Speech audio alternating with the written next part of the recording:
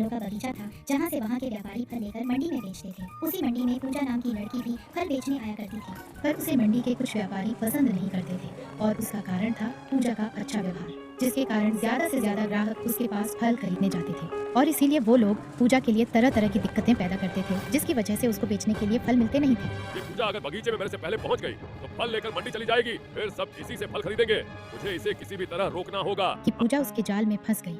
उसने जानबूझकर अपने बैल को भगा दिया और पूजा को उसके पीछे भेज दिया ताकि पूजा बचे हुए थोड़े बहुत फल लेकर मंडी जाती है, लेकिन महेश के बैल को पकड़ने के चक्कर में उसका इतना समय बर्बाद हो गया। आज भी मेरे फल नहीं बिकेंगे। पूजा दुखी होकर वहाँ से चली गई और एक पेड़ के नीचे बैठकर रोने लगी। हर रोज यही होता है, कभी समय पर मंडी नहीं पहुंच पाती।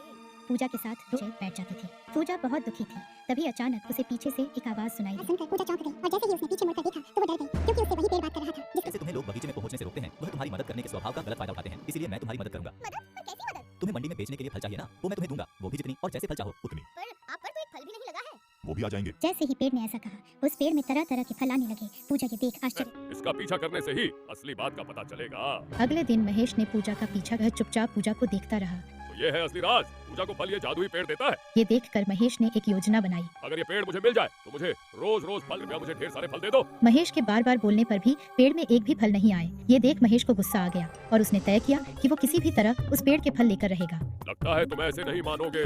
कल सुबह तुम्हें काट कर अपने घर ले जाऊंगा, फिर देखता हूँ तुम मुझे फल कैसे नहीं देते। महेश ने पेड़ काटने की बहुत कोशिश की, लेकिन उसे काट नहीं पाया। तब पूजा वहाँ आती है और महेश को पेड़ काटते देखती है और डर के उसके पास जाती है। ये क्या कर रहे हो ये काका? इतने अच्छे अच्छे फल देता है ना, लेकिन अब मैं इसे काट कर अपने घर ले जाऊंगा। चलो हटो यहाँ से। लगता है ये ऐसे नहीं कटेगा। अभी गांव जाकर बड़ा हथियार लेकर आता हूँ। महेश बड़ा हथियार लेने गांव की ओर जाता है। ये देख पूजा पेड़ के पास जाकर विनती करती है। पेड़ भाई, ताकि ऐसा कहते ही पेड़ के चारों ओर एक रोशनी फैलने लगी और देखते ही देखते उस पेड़ ने एक इंसान का रूप ले लिया। ये देख पूजा के आश्चर्य का ठिकाना नहीं रहा। धन्य तपस्या भंग कर दी थी और उन्होंने मुझे पेड़ बनने का श्राप दिया था और कहा था कि जब तक कोई मुझे खुद अपने मन से यहाँ से वापस जाने को नहीं कहता, तब तक मैं पेड़ ही बना रहूंगा। आज तुमने मुझे यहाँ से जाने को बोलकर मुझे श्राप मुक्त कर दिया। चलो अच्छा है, आप अब हमेशा के लिए श्राप मुक्त हो गए। हाँ, तुम बहुत ही अच्छी लड़की हो। हेलो बच्चों, आप अपनी मम्मी पापा से कहिए ना कि हमारी चैनल को सब्सक्राइब एवं लाइक कर दे प्लीज।